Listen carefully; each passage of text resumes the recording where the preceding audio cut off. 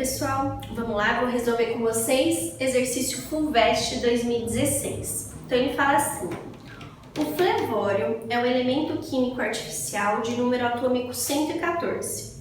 Na tabela periódica está situado imediatamente abaixo do elemento de número atômico 82, que é o chumbo, como é mostrado na figura.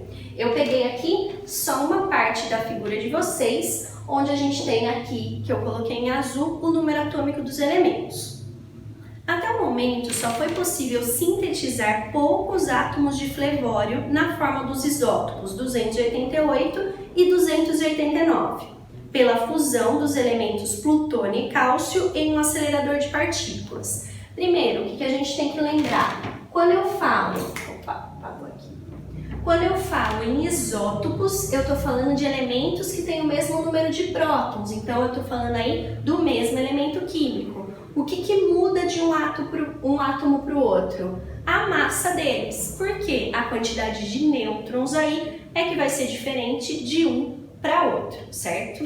Aí ele fala assim: para o flevório 289, então vamos pegar só esse isótopo aqui. O processo de síntese pode ser representado pela equação nuclear a seguir. Então ele deu aqui a equação que acontece. Mais para frente, quando a gente for ver a parte de radioatividade, a gente vai ver essas reações. O que é importante a gente saber para esse exercício? Aqui em cima, a gente representa aí o número de massa, igual eu coloquei aqui para vocês. Aqui embaixo, o número atômico. Todas as vezes que eu tenho uma reação nuclear, a soma das massas dos reagentes tem que ser igual a dos produtos e a soma do número atômico dos reagentes tem que ser igual a dos produtos. Ah, Mari, o que é esse 3N? Isso daqui é um nêutron.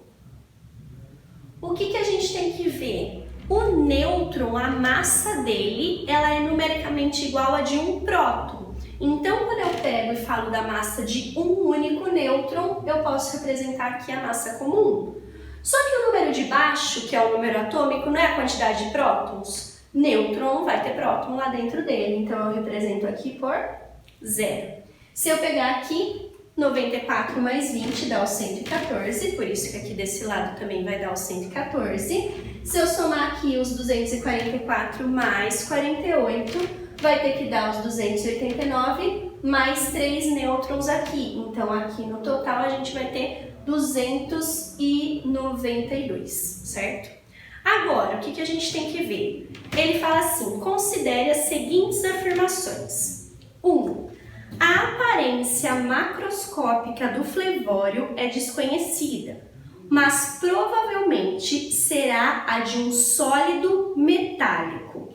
Quando a gente viu lá a parte de características dos elementos da tabela periódica, eu falei para vocês que os metais, eles são quase que todos sólidos na temperatura ambiente. Eu tenho aí uma única exceção, que é o mercúrio, que é um metal líquido na temperatura ambiente.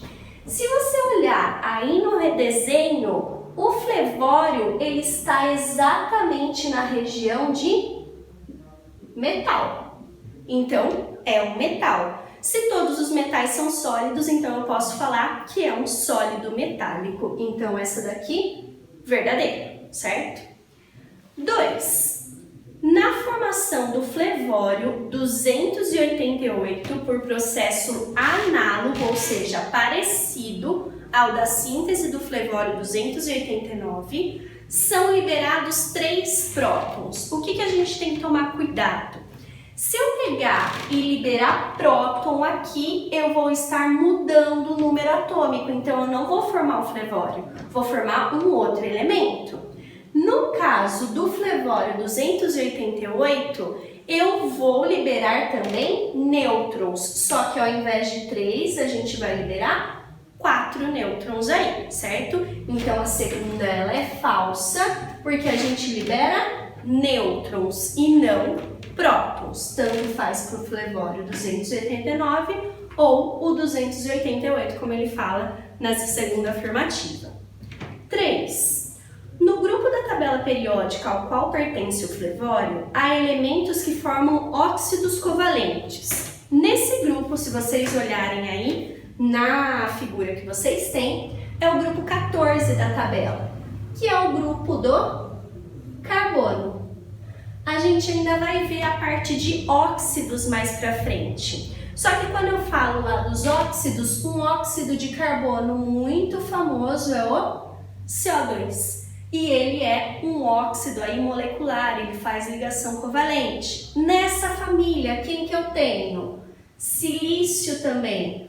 O silício, ele forma um óxido covalente que a gente chama de sílica. Então, essa última, ela é verdadeira, certo? Então, ficou aí 1 e 3 verdadeiras, alternativa D, certo?